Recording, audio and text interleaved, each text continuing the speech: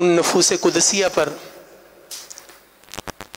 جن کے بارے میں اللہ کی یہ مشیت ہوئی کہ اللہ نے انہیں اپنے نبی کا صحابی بنایا، اور پھر اللہ تعالیٰ نے انہیں اقامت دین کے لیے چن لیا، اور پھر انہوں نے رسول اللہ صلی اللہ علیہ وسلم کے دین کو اگلی نسلوں کو منتقل کرنے کا جو بیڑا اٹھایا، پھر اس سفر میں انہوں نے اپنے وطن کی قربانیاں دیں، اپنے مال کی قربانیاں دیں، ایون کہ اپنی جانیں بھی قربان کر گئے، رضی اللہ عنہم ورضوا عنہ۔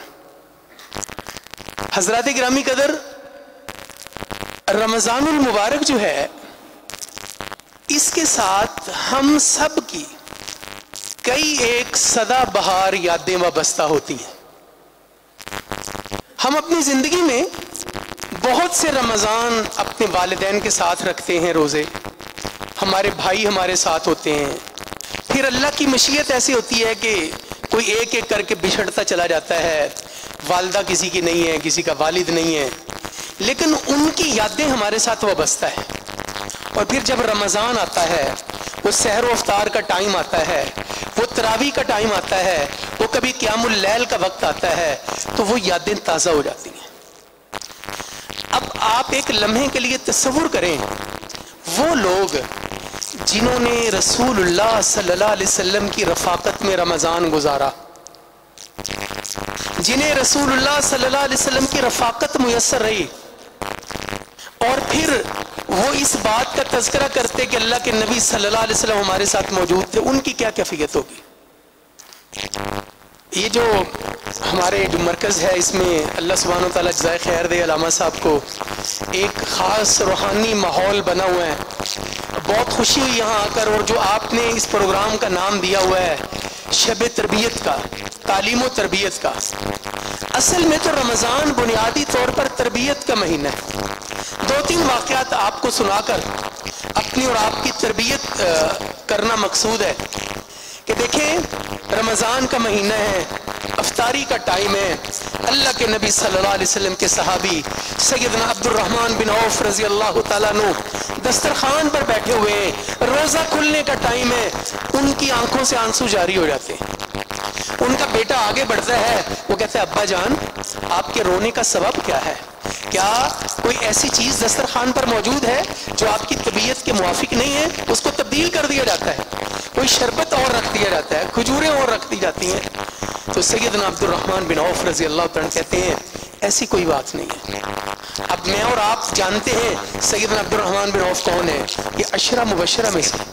سیدنا عبد الرحمن بن عوف رضی اللہ تعالیٰ عنہ اپنے بچوں کو کہتے ہیں کہ بیٹا ایسی کوئی بات نہیں ہے، یہ رونے کا سبب نہیں ہے کہ مجھے کسی چیز کے نہ ہونے نے یا کسی چیز کے ہونے نے رلا دیا، بلکہ آج مجھے رسول اللہ صلی اللہ علیہ وسلم کے ساتھ گزرے رمضان یاد آ گئے، آج مجھے اللہ کے نبی کے صحابی سیدنا مصعب بن عمیر یاد آ گئے، آج مجھے سید الشہداء سیدنا امیر حمزہ رضی اللہ تعالیٰ عنہ وارضا یاد آ گئے۔ بیٹا پوچھتا ہے، ابا جان وہ مصعب بن عمیر کون تھے؟ آج ہم بہت ساری چیزیں اپنے بچوں کو بتاتے ہیں، لیکن وہاں ہمیں یہ بھی بتانا چاہیے، ہمیں خود بھی سیکھنا چاہیے کہ اللہ کے نبی کے صحابہ، اللہ کے نبی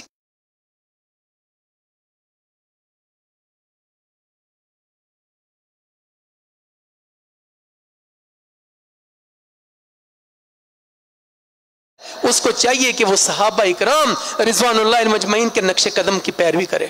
وہ کتنے پاکیزہ دل والے، وہ گہرے علم والے۔ دیکھیں، قرآن نازل ہوتا، سب سے پہلے اللہ کے نبی قرآن صحابہ کو سکھاتے، یعنی اللہ کے نبی صلی اللہ علیہ وسلم کے سب سے پہلے شاگرد اور قرآن کے سب سے پہلے طالب علم۔ تو کہتے ہیں کہ پاپا جان وہ سیدنا مصعب بن عمیر کون تھے؟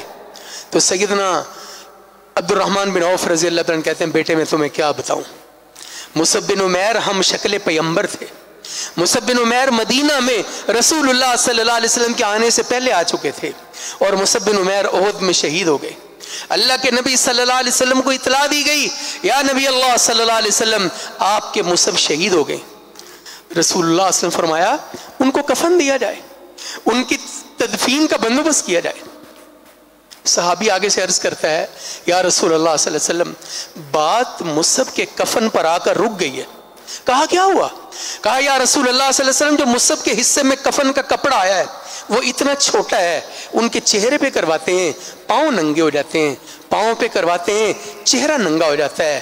تو اللہ کے نبی صلی اللہ علیہ وسلم کی آنکھوں سے آنسوؤں کا سیل رواں جاری ہوتا ہے. صحابی عرض کرتا ہے یا رسول اللہ صلی اللہ علیہ وسلم احد میں تو 70 سے زائد لوگ شہید ہوئے ہیں, آپ بیدہ نہیں ہوئے, مصعب کی شہادت نے آپ کے کیوں رلا دیا؟ تو اللہ کے نبی صلی اللہ علیہ وسلم کہتے ہیں او میرے صحابی میں تمہیں کیا بتاؤں مصعب بن عمیر کون تھا؟ مصعب بن عمیر مکہ کا شہزادہ تھا, مصعب بن عمیر خوش لباس تھا, مصعب بن عمیر خوشبوؤں کا دل دادا تھا. جب مصعب نے اسلام قبول نہیں کیا تھا, مصعب جس گلی سے گزرتا تھا لوگ خوشبو سونگ کر بتا دیتے تھے یہاں سے مصعب بن عمیر گزر گیا. پھر وقت آیا کہ مصعب نے اسلام قبول کیا اور آج مصعب اسلام کے لیے قربان ہو چکا ہے, اور اسلام کی غریب الوطنی یہ ہے کہ اسلام کے پاس مصعب کو دینے کے لیے پورا کفن کا کپڑا موجود نہیں ہے.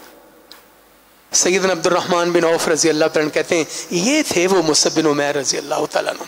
بس آپ سے عرض اتنا کرنا ہے, یہ شب تربیت ہے, رمضان تربیت کرنے کے لیے آیا ہے, بس میں بھی کسی وقت افطاری پر بیٹھوں, سحری کے دسترخوان پر بیٹھوں, ایسے ہی میں باتوں باتوں میں اللہ کے نبی کی باتوں کا قصہ چھیڑ دوں, میں رسول اللہ صلی اللہ علیہ وسلم کے صحابہ کا تذکرہ چھیڑ دوں, اور اسی طرح میں قرآن کی کوئی تلاوت سنوں, میں قرآن کی کوئی آیت سنوں اور قاری صاحب قرآن پڑھیں اور میں یوں سنوں وَيُؤْثِرُونَ عَلَىٰ أَنفُسِهِمْ وَلَوْ كَانَ بِهِمْ خَصَاصَةٌ. ایسا نہیں ہے کہ بندے خود ضرورت مند نہیں, اللہ کے نبی کے صحابہ خود بھی ضرورت مند ہوتے تھے لیکن اس کے باوجود وہ قربان کر دیتے تھے. کیا واقعہ ہے, اللہ کے نبی صلی اللہ علیہ وسلم عشاء کے بعد مسجد میں اعلان کرتے ہیں کوئی ایسا بندہ ہے جو میرے مہمان کی مہمانداری کرے.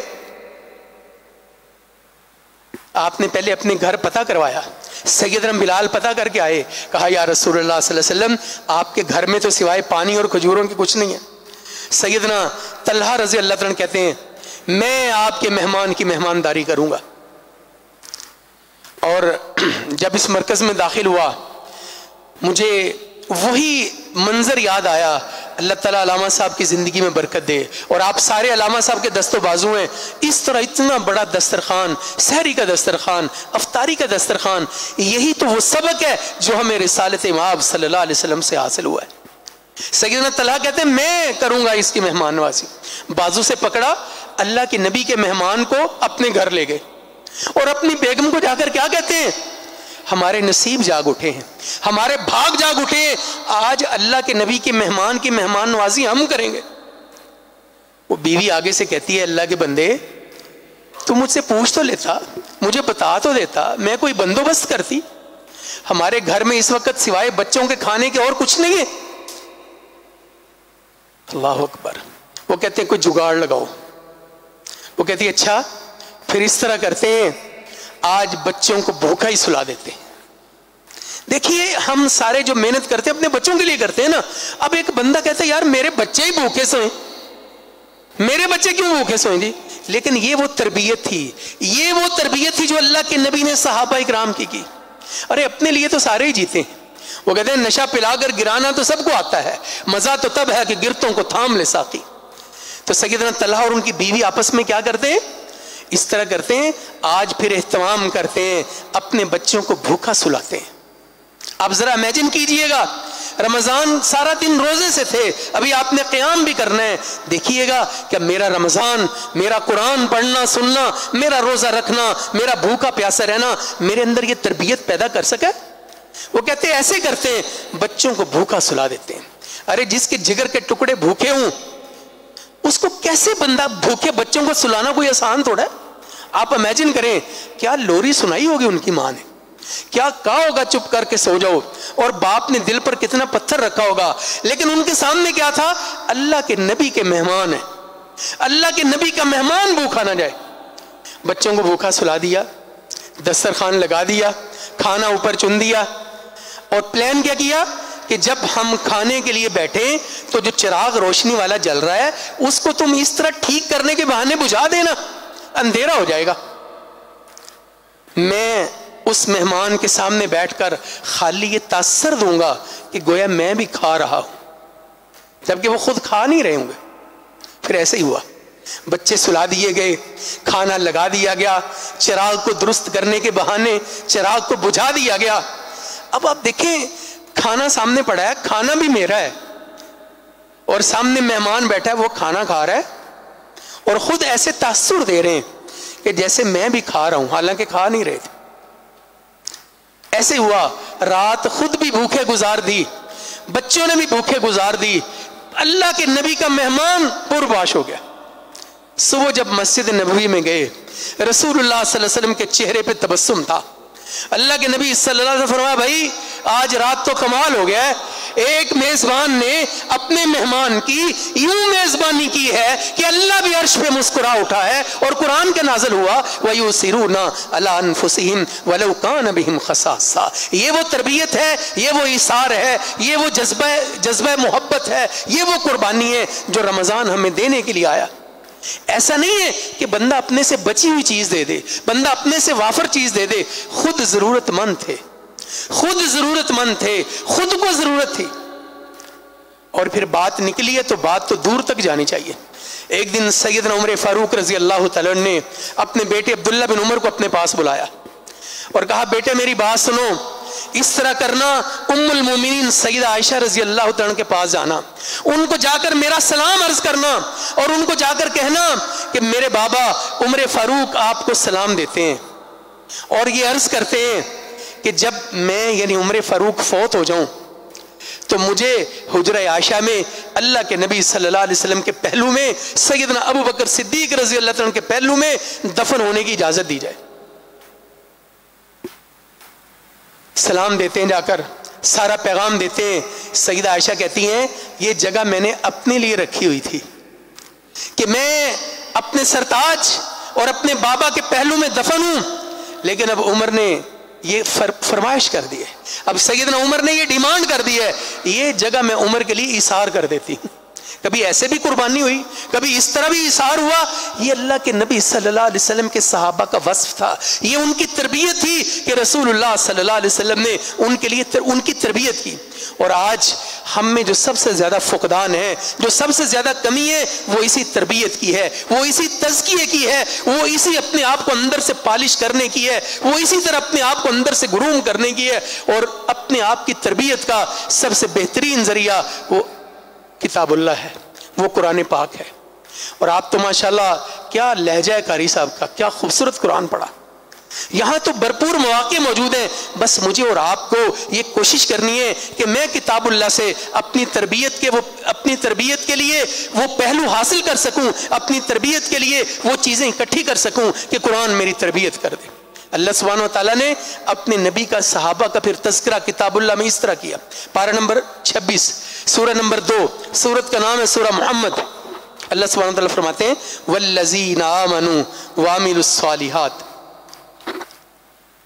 فرمایا وہ لوگ جو ایمان لائے اور انہوں نے نیک اعمال کیے۔ وَآمَنُوا بِمَا نُزِّلَ عَلَى مُحَمَّدٍ صلی اللہ علیہ وسلم، اور وہ اس چیز پر ایمان لائے جو اللہ نے اپنے نبی سیدنا محمد رسول اللہ صلی اللہ علیہ وسلم پر نازل کی۔ وَهُوَ الْحَقُّ مِن رَبِّهِمْ، اور پھر انہوں نے اس قرآن کو حق سمجھا، انہوں نے پھر اس قرآن کو حق سمجھا۔ اب یہ 4 چیزیں بنتی ہیں تو ہو سکتا ہے یہی ہمارے لیے کافی ہو جائے۔ یعنی پہلا چیز کیا کی؟ صحابہ ایمان لائے، ہم بھی ایمان لائے، پھر انہوں نے نیک عمل کیے، ہم نے بھی نیک عمل کیے، پھر وہ قرآن پر ایمان لائے، ہم بھی قرآن پر ایمان لائے۔ لیکن جو چوتھی چیز اللہ کے نبی کے صحابہ نے کی، وَهُوَ الْحَقُّ مِن رَبِّهِمْ، انہوں نے پھر اس قرآن کو حق سمجھا، اس قرآن کے ہوتے ہوئے اور کسی چیز کو گلے نہیں لگایا، اس قرآن کو دستور بنایا، اس قرآن کو انہوں نے اپنی زندگی کا منشور بنایا۔ اور پھر جب جب ان کے سامنے قرآن پڑھا گیا، پھر جب جب قرآن ان کا کردار بنا، قرآن ان کی صفات بنا، اور قرآن نے ان کی زندگی نکھار دی۔ اب آپ دیکھیے یہاں قرآن کیسے تربیت کرتا ہے۔ آپ نے سورہ نور کی تلاوت سماعت کی ہوگی، اس میں واقعہ افک موجود ہے۔ سیدنا ابو بکر صدیق رضی اللہ عنہ کی بیٹی صدیقہ کائنات اللہ کے نبی صلی اللہ علیہ وسلم کی بیوی سیدہ عائشہ صدیقہ پر جب تہمت لگتی ہے، اور تہمت لگانے والوں میں بڑے بڑے لوگ آگے آگے ہوتے ہیں، اور ان میں ایک ایسا شخص بھی تھا جس کا نام مستہ بن اساسہ تھا۔ سیدنا ابوبکر صدیق رضی اللہ تعالیٰ عنہ کے قرابت دار تھے. سیدنا ابوبکر صدیق ان پر خرچ کرتے تھے. جب سیدنا ابوبکر صدیق کو پتہ چلا کہ یہ بھی میری بیٹی کے اوپر تہمت لگانے والوں میں شامل ہیں, تو قسم اٹھا دی کہ آج کے بعد مستہ کے اوپر ایک ٹکا خرچ نہیں کروں گا. لیکن پھر قرآن نازل ہوا, فرمایا وَلَا يَأْتَلِ أُولِي الْفَضْلِ مِنْكُمْ وَالسَّعَةِ. یہ قرآن ایسے تربیت کرتا ہے. فرمایا وہ لوگ جن کو اللہ نے وسعت دی ہے, جو صاحب مال ہیں, ان کو یہ زیب نہیں دیتا کہ وہ قسم اٹھا لیں کہ وہ قریبی رشتہ داروں کے اوپر خرچ نہیں کریں گے. فَلْيَعْفُوا وَلْيَصْفَحُوا فَلْيَعْفُوا وَلْيَصْفَحُوا. یہ ہے قرآن جو ہماری تربیت کرتا ہے. ان کو چاہیے کہ درگزر کر دیں, ان کو چاہیے کہ معاف کر دیں. اب میں اور آپ اپنا جائزہ لیتے ہیں, ہم اکثر روزے کی حالت میں ہائپر ہو جاتے ہیں اور ہم لڑ پڑتے ہیں جی میرا روزہ نہ ہوندا تے میں تینوں پھر دسدا. یعنی اب ہمارا کام کیا, قرآن نے ہماری کیا تربیت کی ہے, قرآن کیسا ایمان والا چاہتا ہے.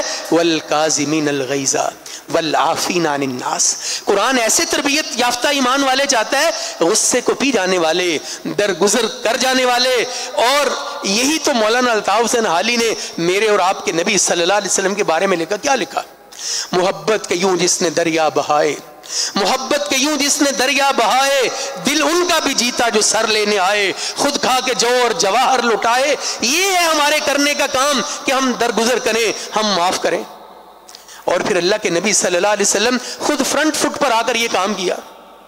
وہ زماد ازدی جو بہت بڑا جغادری تھا, بہت بڑا اس وقت کا قابل آدمی تھا, وہ لوگوں کو دم کرتا تھا, لوگوں کے جن نکالتا تھا, مکہ میں آیا اور اللہ کے نبی صلی اللہ علیہ وسلم کے چچاؤں کا دوست تھا. تو اللہ کے نبی صلی اللہ علیہ وسلم کے چچاؤں نے کہا زماد تو بڑی بڑی باتیں کرتا ہے, تو بڑے بڑے دم جھاڑے کرتا ہے لوگوں کو, یہ جو ہمارا بھتیجا نعوذ باللہ محمد صلی اللہ علیہ وسلم ہے, اس کو بھی کوئی ذہنی طور پر کوئی مسئلہ ہو گیا, یہ عجیب عجیب باتیں کرتا ہے, اس کو دم کرو. اب جو بندہ کاریگر ہوتا ہے اس کو پتا ہوتا ہے کہ وہ کہتا ہے یہ کوئی مسئلہ ہی نہیں ہے, میں نے بڑے بڑے لوگ سیدھے کر دیے, آؤ میرے ساتھ چلو. اب مکہ والوں کو یہ تو پتا تھا کہ جو ایک بار محمد صلی اللہ علیہ وسلم کے پاس چلا جاتا ہے پھر وہ واپس نہیں آتا. وہ کہتے نہیں تو ہی جا, تو آپ جا, تو علاج کر, جو تو ٹھیک ہو جائیں گے پھر اسی آ جائیں گے. تو زماد کہتا ہے مسئلہ ہی کوئی نہیں. اب آپ اس واقعے کو تھوڑا سا سمجھیں, اس کا سین دیکھیں. زماد اللہ کے نبی صلی اللہ علیہ وسلم کے پاس گیا اور جاتے ہی جا کر کہتا ہے بھتیجے مجھے پتہ چلا ہے کہ تمہیں کوئی مسئلہ ہے. اب آپ ایک لمحے کے لیے سوچیں یہ کن کو کہہ رہا ہے, یہ کن کو کہہ رہا ہے؟ جن کو اللہ نے کہا وَالضُّحَىٰ وَاللَّيْلِ إِذَا سَجَىٰ. یہ زماد کن کو کہہ رہا ہے؟ جن کو اللہ نے کہا یاسین والقرآن الحکیم انک لمن المرسلین علی صراط مستقیم. یہ کن کو کہہ رہا ہے؟ جن کے بارے میں اللہ کے نبی صلی اللہ علیہ وسلم نے اللہ نے قسم اٹھا کر کہا کہ مجھے ان شہر کی قسم ہے جہاں آپ کے پاؤں مبارک لگے. اللہ کے نبی صلی اللہ علیہ وسلم نے کہا ہاں جی کوئی بات نہیں, آپ بیٹھیں, آپ میرا علاج کریں, بیٹھیں آپ میرا علاج کریں. گویا اس کو کوئی کرسی ٹائپ چیز پیش کر دی, ورنہ آپ کہتے جا کام کر جا کے میں اللہ کا نبی ہوں, تو ہے ہی مشرک, تو ہے ہی کافر, تیرے ساتھ بات ہی نہیں ہو سکتی. اس کی اچھا وہ شروع ہو گیا باتیں کرنی, اس نے اپنی باتیں کی, اس نے کہا میں یمن گیا ہوں, میں فلاں جگہ پر گیا ہوں, میں نے بڑے بڑے لوگوں کا علاج کیا, تیرا تو مسئلہ کوئی نہیں ہے. آپ نے کہا ٹھیک ہے کوئی بات نہیں. جب وہ اپنی ساری کتھا سنا کے چپ کر گئے, اپنی بات سنا کے چپ کر گئے, تو اللہ کے نبی صلی اللہ علیہ وسلم نے کہا اب اگر اجازت ہو تو میں بھی کوئی بات کروں. میرے عزیزو تربیت کیا ہے کہ دیکھیں اگر ہمارا کوئی مخالف بندہ ہے اس کی بات سنیں تو صحیح نا. ہم سننے کا حوصلہ ہی نہیں رکھتے, یعنی فریق مخالف کو ہم سننا چاہتے ہی نہیں ہے. کوئی بندہ ہمارا فریق مخالف بات کرنا چاہے, اچھا وہ بات اس کے میں نے پتا تم جو گل کرنی, میں نے پتا ہے یار اس کی بات تو سنو. یعنی جب تک ہم اس کی بات نہیں سنیں گے اس کے اندر اسی طرح ابال اٹھتا رہے گا. تو اللہ کے نبی صلی اللہ علیہ وسلم اس کی ساری بات سنی غور سے. جب اس کی بات مکمل ہو گئی تو آپ نے فرمایا اب اگر آپ اجازت دیں تو میں بات کروں. وہ کہتا ہاں ایک کی بجائے 10 باتیں کرو. ہاں جی. اب آپ امیجن کریں پھر کوثر و تسنیم سے دھلے ہوئے الفاظ میرے نبی کی زبان سے نکلے اور میرے نبی کی زبان کے بارے میں اللہ نے کیا ارشاد فرمایا؟ وَالنَّجْمِ إِذَا هَوَى مَا ضَلَّ صَاحِبُكُمْ وَمَا غَوَى وَمَا يَنْطِقُ عَنِ الْهَوَى إِنْ هُوَ إِلَّا وَحْيٌ يُوحَىٰ کہ گویا آپ اپنی زبان کو جنبش بھی تبھی دیتے ہیں جب عرش والے کی مرضی ہوتی ہے۔ تو رسول اللہ صلی اللہ علیہ وسلم نے اللہ کی توحید کا جو نغمہ چھیڑا، اللہ کی توحید کا جو ترانہ سنایا، کیا کہا؟ ان الحمد للہ نحمده ونستعینه ونستغفره ونؤمن به ونتوکل علیہ۔ یہ خطبہ پڑھا۔ آپ جب خطبہ پڑھ کے خاموش ہوئے، وہ کہتے ایک دفعہ پھر سنائیں۔ ہماری ایسا کوئی ہوتا ہے، ہم کہتے ہیں اچھا پہلو نہیں غور نال سنیا تو؟ آپ نے کہا اچھا، آپ نے پھر سنایا۔ اب آپ صرف امیجن کریں میرے نبی کا بولنا، جب میرے نبی خطبہ پڑھ رہے ہوں گے تو کیا پھول جھڑ رہے ہوں گے، کیا وقت رک گیا ہوگا، کیا نغمہ سرائی تھی آپ کی آواز میں، کیا محبت سے آپ نے اللہ کی توحید کا خطبہ پڑھا، دوسری دفعہ بھی پڑھ دیا۔ کہتا ہے ایک دفعہ پھر پڑھ دو۔ اللہ کے نبی صلی اللہ علیہ وسلم نے تیسری دفعہ بھی خطبہ پڑھ دیا۔ وہ کرسی سے اٹھ کر اللہ کے نبی کے پاؤں میں آ کر بیٹھ گیا۔ وہ کہتا ہاتھ آگے کریں، مجھے مسلمان کریں، مجھے کلمہ پڑھائیں، اصل میں تو میرا علاج ہونے والا تھا، اصل میں تو میرا درستگی ہونے والی تھی۔ اور اللہ نے قرآن پاک میں کیا فرمایا؟ یعلمہم الکتاب ویزکیہم، اللہ کے نبی کتاب و حکمت کی تعلیم دیتے ہیں اور تزکیہ کرتے ہیں۔ اور زماد کا کیسا تزکیہ کیا، کیسا تزکیہ کیا؟ زماد مسلمان ہو گیا، اور پھر اسی طرح بات نکلی تزکیے کی، تو پھر یمامہ کا رہنے والا سمامہ بن اسال بھی آتا ہے بارگاہ رسالت میں۔ وہ یمامہ کا گورنر تھا، بڑا نک چڑھا کافر تھا، بڑا نخوت والا کافر تھا۔ اللہ کے نبی کے صحابہ پکڑ کر لے آئے، لا کر مسجد نبوی کے ستونوں میں سے ایک ستون کے ساتھ باندھ دیا۔ خود اللہ کے نبی صلی اللہ علیہ وسلم ان کے پاس گئے، کہا سمامہ تمہارا کیا حال ہے؟ سمامہ تم کیسے ہو؟ دیکھیں جب ہم کبھی بیمار ہوتے ہیں اور ہم ڈاکٹر کے پاس جائیں اور ڈاکٹر ہماری سلیقے سے بات سن لے اور ڈاکٹر آگے سے تسلی دے دے کہ کوئی مسئلہ نہیں، آپ نے ٹھیک ہو جانا ہے، آدھا بندہ ویسے ٹھیک ہو جاتا ہے۔ تو میرے نبی کا بولنا، لیکن سمامہ نے پتا آگے سے کیا کہا؟ سمامہ کہتا میری گل سن لو، اگر میرے ساتھ آپ نے حسن سلوک کیا تو مجھ سے بھی حسن سلوک کی توقع رکھنا، اگر میرے ساتھ کوئی 3-5 کی، اگر میرے ساتھ کوئی زیادتی کی تو میرے پچھلے بڑے تگڑے ہیں، میرا بدلہ لے لیں گے آ کر آپ سے۔ اللہ کے نبی مسکرا دیے اور صحابہ کو کیا کہا؟ میرے صحابہ سمامہ کی خدمت خاطر کرو، سمامہ کی خاطرداری کرو، سمامہ کے ساتھ حسن معاملہ کرو۔ اللہ کے نبی کی مسجد ہے، بندہ کافر ہے، رسول اللہ صلی اللہ علیہ وسلم کے آگے سے اکڑ رہا ہے، لیکن تربیت کیا کی؟ صحابہ کو نہیں کوئی بات نہیں، کوئی بات نہیں، اس کی خدمت خاطر کرو۔ اگلے دن پھر اللہ کے نبی صلی اللہ علیہ وسلم آئے، کہا سمامہ کیسے ہو؟ یہ میرا شہر مدینہ تمہیں کیسا لگا؟ میرے صحابہ تمہیں کیسے لگے؟ وہ اتنا غصے میں تھا اور اس نے کہا میں نے جو کل جواب دیا تھا میرا وہی جواب ہے، یعنی اس نے اپنے الفاظ ریپیٹ کرنے بھی مناسب خیال نہیں کیے۔ تو اللہ کے نبی نے کہا میرے صحابہ سمامہ کی خاطرداری کرو۔ تیسرے دن پھر اللہ کے نبی تشریف لائے، اللہ اکبر، کہاں سے لائیں؟ وہ کیا کہتے ہیں؟ وہ جو بیچتے تھے دوائے دل وہ دکان اپنی بڑھا چکے ہیں، وہ جنہوں نے دلوں کا علاج کرنا تھا، جنہوں نے تزکیہ نفس کرنا تھا، جنہوں نے امت کو کھڑا کرنا تھا، جنہوں نے لوگوں کے دلوں کو کوچنا اور مانجنا اور صاف کرنا تھا، وہ نفرت کے سوداگر بن گئے۔ انہوں نے لوگوں کو مسل کی تقسیم پر، مذہبی تقسیم پر، آپس میں اختلافات کے اوپر کھڑا کر کے لوگوں کو ایک دوسرے کے ساتھ نفرت کا سبق دیا۔ میں نے اور آپ نے جس نبی کا کلمہ پڑھا ہے اس نے تو ایسے نہیں کیا۔ کہا سمامہ کی خاطرداری کرو۔ تیسرے دن سمامہ کی خاطر مدارت ہو رہی ہے، اللہ کے نبی صلی اللہ علیہ وسلم تشریف لائے، کہا سمامہ کیسے ہو؟ اس نے کہا میرا وہی جواب ہے۔ تو اللہ کے نبی صلی اللہ علیہ وسلم نے کیا کہا؟ اس کے ہاتھ کھول دو، اس کو چھوڑ دو۔ ہم صحابہ 3 دن یہ منظر دیکھ رہے ہیں کہ یہ بندہ آگے سے کتنی گستاخی کر رہا ہے، یہ بندہ آگے سے اس کا لہجہ کیسا ہے۔ آپ نے کہا چھوڑ دو، اور پھر یہاں وہ کہنا چاہیے سلام اس پر، درود اس پر، سلام اس پر، درود اس پر جس نے جھولیاں بھر دی فقیروں کی، سلام اس پر، درود اس پر جس نے زنجیریں کھول دی اسیروں کی۔ کھول دیا۔ اب سمامہ آگے سے کہتے ہیں کہ میں اپنے قدم اٹھا کر مسجد سے باہر جا رہا تھا اور میرا دل مجھے کہہ رہا تھا کہاں جا رہے ہو؟ دلوں کے حکیم تو ادھر ہی ہے، کہاں جا رہے ہو دلوں کے حکیم کو چھوڑ کر؟ کہتے میں مدینہ سے باہر نکلا، ایک چشمے سے غسل کیا، وضو کیا، واپس پلٹا۔ اب سارے صحابہ نے 3 دن وہ منظر دیکھا تھا۔ یہ وہی بندہ ہے جو اکڑ رہا تھا، اب نظریں جھکائے ہوئے ہے، اب کندھے جھکائے ہوئے ہے، اور چال میں وہ اکڑ نہیں ہے، وہ عاجزی اور انکساری ہے۔ ایسے بارگاہ رسالت میں حاضر ہوتا ہے اور کہتا ہے اشہد ان لا الہ الا اللہ وحدہ لا شریک لہ واشہد ان محمدن عبدہ ورسولہ۔ کیا جادو کیا آپ نے، کیا مسئلہ بیان کیا اس کو، کیا بحث، کچھ نہیں کیا، بس تربیت کا کردار پیش کیا۔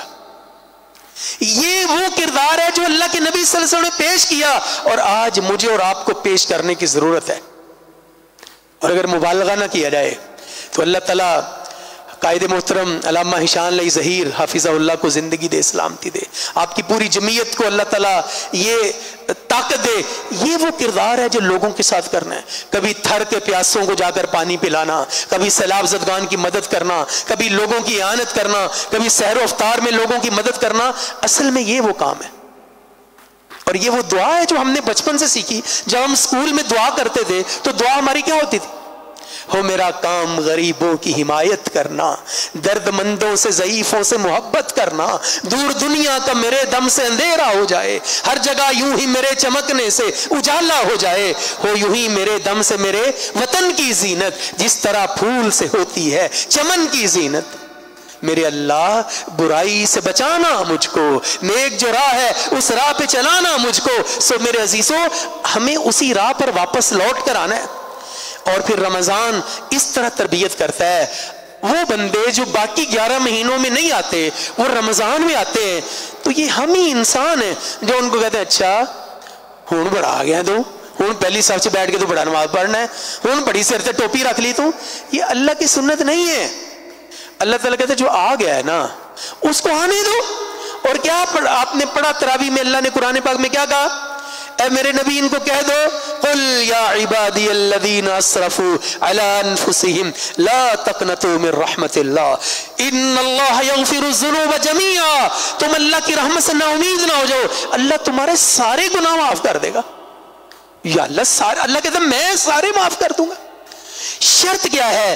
وَأَنِيبُوا إِلَىٰ رَبِّكُمْ وَأَنِيبُوا إِلَىٰ رَبِّكُمْ، تم لوٹ کر آؤ اللہ کی طرف، وَأَسْلِمُوا لَهُ، اس کے لیے اپنے آپ کو جھکا دو، اپنے ہاتھ کھڑے کر دو۔ اللہ تعالیٰ ایسے نہیں کہتا کہ تم آپ آئے ہو، بلکہ ہمیں یہ کہا گیا کہ جو لوٹ آئیں تو کچھ کہنا نہیں بس دیکھنا انہیں غور سے، جو لوٹ آئیں تو کچھ کہنا نہیں بس دیکھنا انہیں غور سے، جنہیں منزلوں پہ جا کے خبر ہوئی کہ یہ راستہ کوئی اور تھا۔ یہ گزرتا ہوا رمضان مجھے اور آپ کو پیغام دے رہا ہے، اگر اس سے پہلے میں اور آپ اللہ کی بارگاہ میں نہیں آ سکے ہیں، ہم جھک نہیں سکے ہیں، ہم فرمانبردار نہیں ہو سکے، تو آئیے آگے بڑھیے، اس گزرتے ہوئے رمضان کو یوں جپھا مارے کہ اللہ کے نبی صلی اللہ علیہ وسلم نے فرمایا کہ رمضان قیامت والے دن سفارشی بنے گا، رمضان قیامت والے دن سفارش کرے گا۔ میں اور آپ اپنے گریبان میں جھانکیں، اپنے روزے کو گویا اپنے سامنے رکھیں اور روزے سے پوچھیں کہ میرا روزہ ایسا ہے کہ میری قیامت والے دن سفارش کر دے؟ نہیں ہے تو اس کو بناؤ میرے عزیزو۔ یہی کرنے کا کام ہے، اور اسی تربیت کے لیے اللہ نے مجھے اور آپ کو رمضان دیا، اور پھر قرآن بھی سفارش کرے گا۔ میرا اور آپ کا تعلق قرآن پاک سے کوئی ایک آیت تو ایسی ہونا، کوئی ایک رکوع تو ایسا ہونا، کوئی ایک سورت تو ایسی ہونا کہ میں پڑھوں اس کو، پھر میں پڑھتا جاؤں اس کو، اور پھر کوئی ایک آیت کا حصہ تو ایسا ہو کہ جس طرح سیدنا زکریا علیہ السلام کا ہم نے سورہ مریم میں پڑھا کہ سیدنا زکریا نے کیا کہا؟ وَلَمْ أَكُنْ بِدُعَائِكَ رَبِّ شَقِيًّا وَلَمْ أَكُنْ بِدُعَائِكَ رَبِّ شَقِيًّا۔ پھر کبھی سورہ یوسف میرے سامنے کھڑی ہو جائے اور میں یوں کہوں جس طرح سیدنا یعقوب نے کہا تھا۔ دیکھیں غم کس کو نہیں ہوتے ہیں، تکلیفیں کس کو نہیں ہوتی ہیں، میں سیدنا یعقوب کا وہ جملہ جو اللہ نے قرآن بنا دیا وہ میرے سامنے ہو اور میں اللہ کو کہوں انما اشکو बस्सी व हुज़्नी इलल्लाह, मेरे मौला मेरा दुखड़ा, मेरा शिकवा, मेरी शिकायत, मेरी अर्ज, मेरी फरियाद वो तेरे आगे है। और फिर कभी मैं ज्यादा रंजीता हो जाऊं, ज्यादा परेशान हो जाऊं, ज्यादा मुसीबतें आ जाए तो मैं मछली वाले यूनुस का तज़किरा करूं, जिसका अल्लाह ने कुरान में यूं जिक्र किया, वज़न्नूनी इज़ ज़हब मुग़ाज़िबन फ़ज़न्न अल्लन नक़दिर अलैहि फ़नादा फ़िज़्ज़ुलुमात अल्ला इलाहा इल्ला अंता सुब्हानका इन्नी कुन्तु मिनज़्ज़ालिमीन। मैं ऐसे अपने आप को अल्लाह की बारगाह में पेश कर दूं कि मेरे मौला, हाँ मैं अपनी गलतियों का इतराफ करता हूँ, अपनी कमजोरियों का इतराफ करता हूँ, अपनी कोताहियों का इतराफ करता हूँ, मैं अपनी जफाओं का इतराफ करता हूँ, मैं अपनी बेवफाइयों का इतराफ करता हूँ। लेकिन मेरे मौला, मैंने तेरा कुरान पढ़ा, तूने कुरान में कहा इल्ला मन ताबा व आमना व अमिल सालिहन फउलाइका युबद्दिलुल्लाहु सय्यिआतिहिम हसनात। अल्लाह कहते तुम आ जाओ, तौबा करो, नेक अमल करो, मैं तुम्हारे गुनाहों को नेकियों में तब्दील कर दूंगा। तो मेरे अजीजों, ये रमजान तरबियत का महीना है, ये तालीबो तरबियत का महीना है। मैं इस रमजान से अपना ताल्लुक इतना मजबूत कर लूं, कल क़यामत वाले दिन जो मेरे नबी ने फरमाया कि रोजा अल्लाह के पास जाएगा और जाकर कहेगा, या अल्लाह, ये वो बंदा है जो सारा दिन भूखा रहता, प्यासा रहता, ये मेरे साथ वफा करता रहा, ये रोजा रखता रहा। तो अल्लाह कहेंगे अब तुम क्या चाहते हो? तो रोजा कहेगा, या अल्लाह मैं चाहता हूं कि इसकी सिफारिश करूं, और अल्लाह कहेगा तूने इसकी सिफारिश की है, मैंने इसकी सिफारिश तेरी कबूल कर ली इसके हाथ में। तो मुझे अपने रोजे को ऐसा बनाना चाहिए। तो जैसा कि मैंने गुफ्तगू के आगाज में अर्ज किया कि अल्लाह के नबी सल्लल्लाहु अलैहि वसल्लम के सहाबा, जिनके बारे में अल्लाह की ये मशीयत हुई कि अल्लाह ने उन्हें अपने नबी का साथी बनाया, क्या तज़किरा किया अल्लाह ताला ने उनका कुरान पाक में, वल्लज़ीना आमनू व अमिलुस्सालिहाति व आमनू बिमा नुज़्ज़िला अला मुहम्मदिन व हुवल हक़्क़ु मिर रब्बिहिम। उन्होंने कुरान को हक समझा।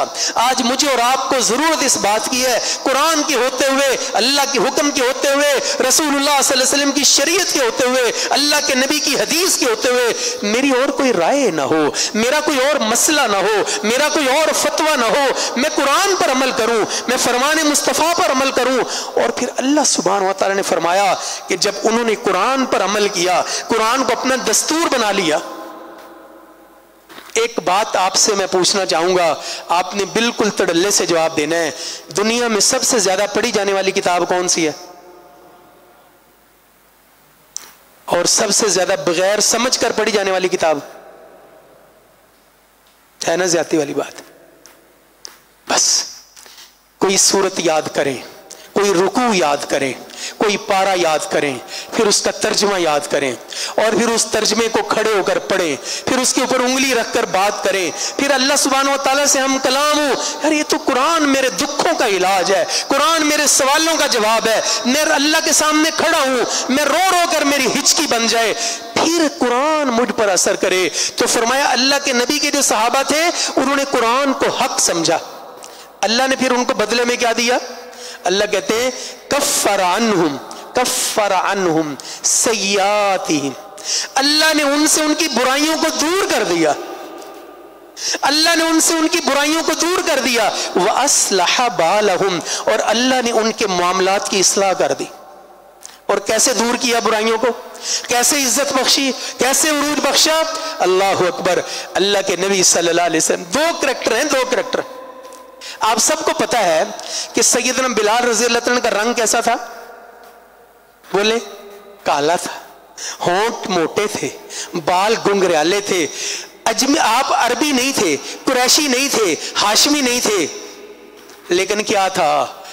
वो अल्लाह के नबी पर ईमान लाए थे, फिर ईमान के साथ खड़े हुए थे, फिर वफादारी का इजहार किया था, फिर वफाओं का मुजाहरा किया था, फिर उमैया की मारें खाई थी, फिर उमैया के सामने डट गए थे। फिर लोगों ने जाकर सैयदना बिलाल को कहा, ओ बिलाल तुम अपनी जान के क्यों दुश्मन हो? एक दफा ऐਵੇਂ कह दो, ऊपर ऊपर से कह दो कि मेरा नबी पाक से कोई ताल्लुक नहीं है। तो सैयदना बिलाल ने कहा, यही तो एक ताल्लुक है, यही तो एक चीज है जिसको मैंने बचा कर रखना है। इसको भी अगर मैंने वो ऐਵੇਂ कह दिया तो मैंने कमाई क्या की? ये रंग के काले हैं। और दूसरी तरफ एक कैरेक्टर है, उसका रंग ऐसा है जैसे कोयला होता है, दहकता हुआ कोयला, अंगारा, बल्कि अंगारे का बाप है। अबू लहब है, हाशमी भी है, कुरैशी भी है, अरबी भी है। अल्लाह के नबी मिराज पर गए, कहा मुझे किसी के कदमों की आहट सुनाई दी। कहा ये कौन है? कहा कई आपके गुलाम बिलाल हैं जो चलते जमीन पर, उनके कदमों की आहट जन्नत में सुनाई देती है। वहां रंग नहीं देखे जाते, वहां वो किरदार देखा जाता है, वहां वो वफा देखी जाती है, वहां वो तरबियत और तज़किया देखा जाता है।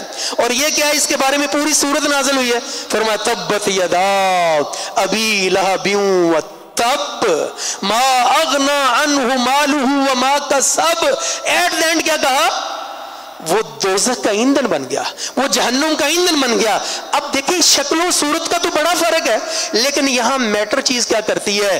वो जो इकबाल ने कहा था, अल्लाह कहते हैं कि मोहम्मद से वफा तूने तो हम तेरे हैं, ये जहां चीज है क्या, लौह कलम तेरे हैं, तुम अल्लाह के नबी सल्लल्लाहु अलैहि वसल्लम के वफादार बन जाओ, तुम रसूलुल्लाह सल्लल्लाहु अलैहि वसल्लम के फरमाबरदार बन जाओ। बस गुफ्तगू का आखिरी हिस्सा आपके सामने यूं अर्ज करना चाहता हूं। अल्लाह के नबी के सहाबी सैयदना सौबान रजी अल्लाह तआला अन्हु बारगाह रिसालत में अक्सर आते, अक्सर आपके पास आते, बैठते, बात करते।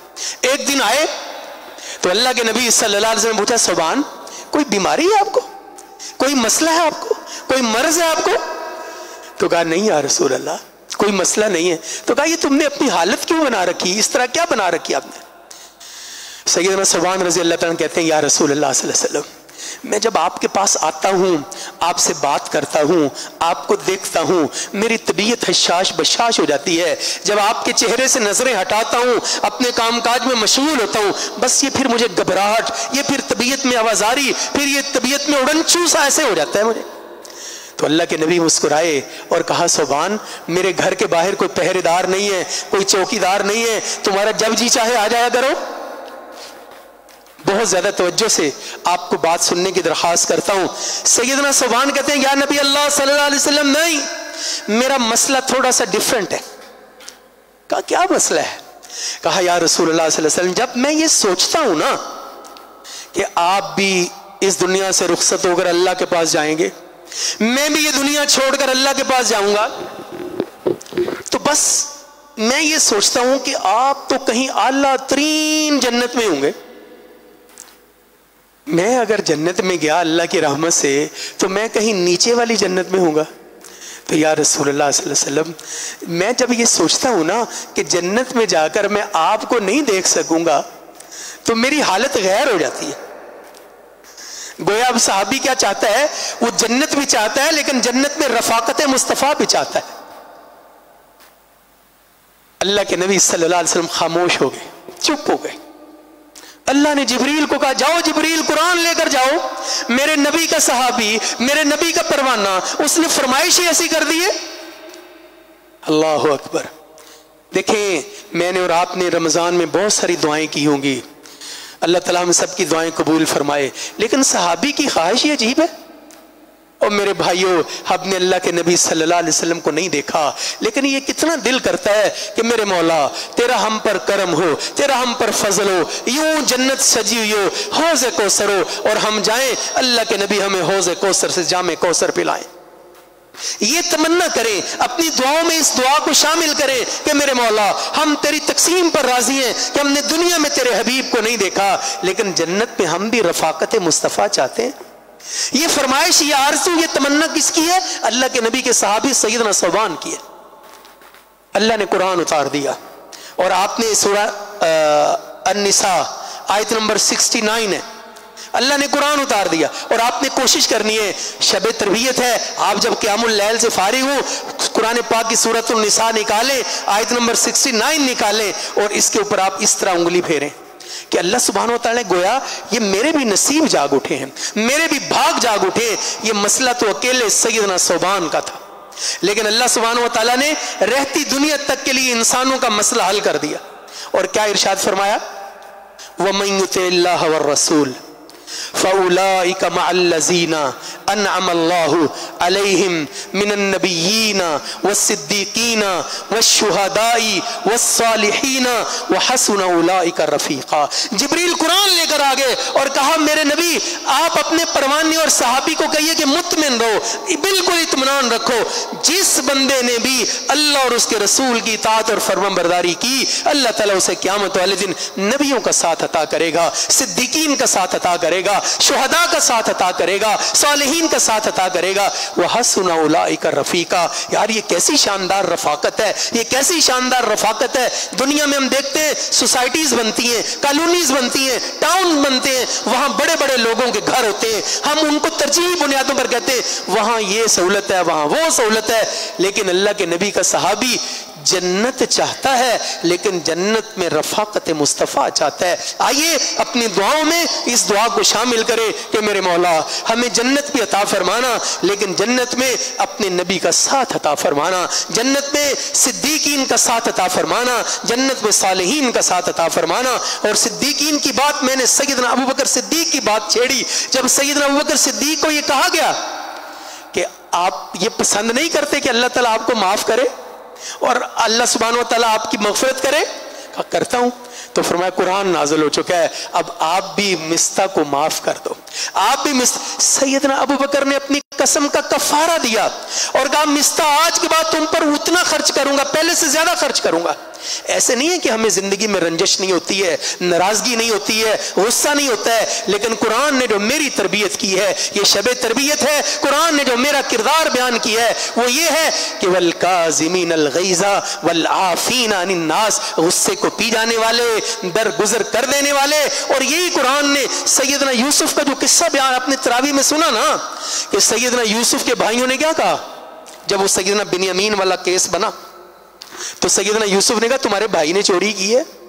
وہ آگے سے بھائی کیا کہتے ہیں اِن یسرق فقد سرق اخ لہ من قبل، او جی اس نے چوری نہیں کی، اس کا ایک بھائی تھا پہلے اس نے بھی چوری کی تھی۔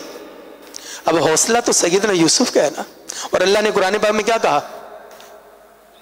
سیدنا یوسف نے اس کو پھر اپنے دل میں چھپا لیا، وَلَمْ يُبْدِهَا لَهُمْ، اس کو ظاہر نہیں کیا۔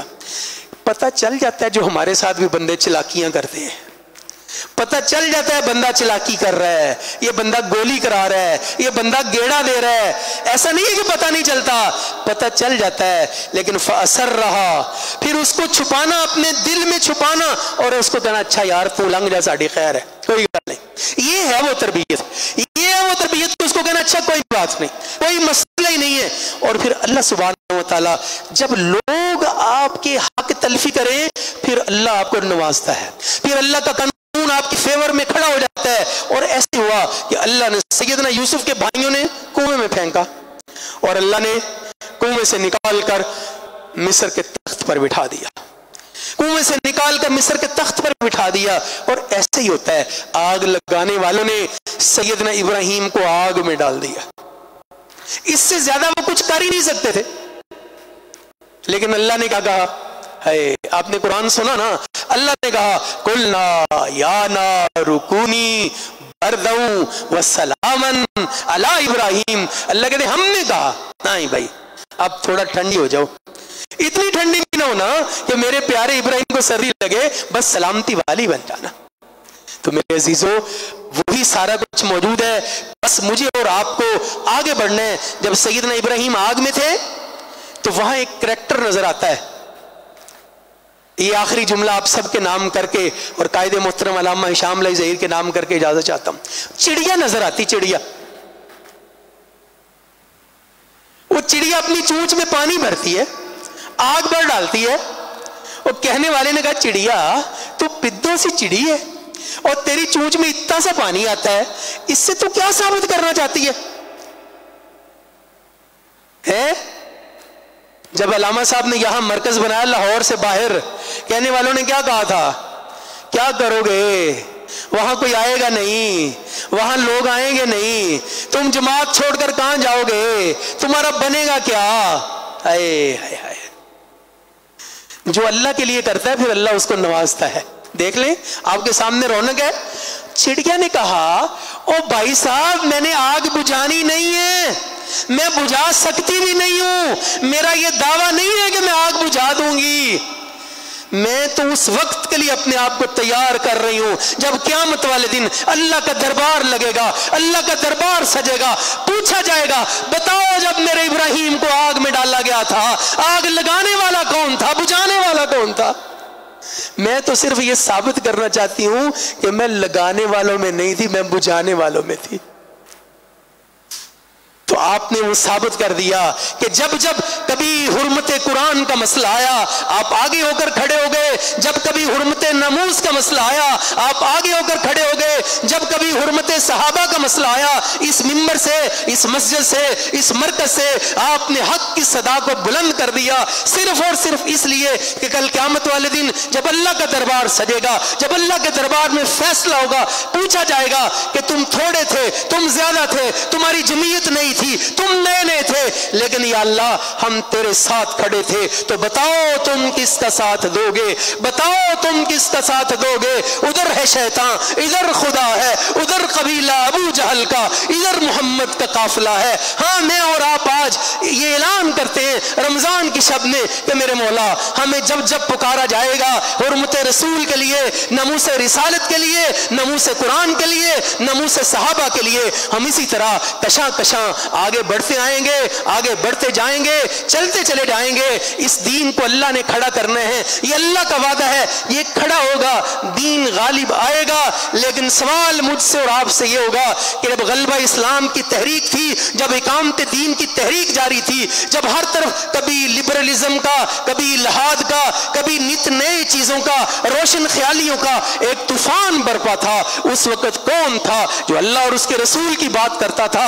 اس وقت کون تھا جو اعلان کرتا تھا، جو برائی کے خلاف کھڑا ہوا تھا؟ تو میں اور آپ سارے ان لوگوں میں شامل ہوں گے کہ میرے مولا ہم کر تو کچھ نہیں سکتے تھے لیکن ہم ساتھ تھے، ہم کھڑے تھے، ہم آواز اٹھاتے تھے۔ اللہ سبحانہ و تعالی ہم سب کا حامی و ناصر ہو۔ اللہ تعالیٰ مجھے اور آپ کو کہنے سننے سے زیادہ عمل کرنے کی توفیق عطا فرمائے، اور رمضان کی رحمتوں اور برکتوں سے اللہ تعالیٰ مجھے اور آپ کو وافر حصہ عطا فرمائے۔ زندگی کے اس سفر میں ہمارے وہ عزیز پیارے رشتہ دار بھائی بہنیں بزرگ جو یہ دنیا چھوڑ کر اللہ کے پاس جا چکے ہیں، اللہ تعالیٰ ان کی مغفرت فرمائے، اللہ ان کی قبروں کو جنت کے باغیچے بنائے، اللہ ہمارے بیماروں کو شفا عطا فرمائے۔ وہ بچے بوڑھے عورتیں مرد جو گھروں میں بیمار ہیں، اسپتالوں میں بیمار ہیں، اے ایوب نبی کو شفائیں دینے والے رب ہمارے تمام بیماروں کو شفا عطا فرما۔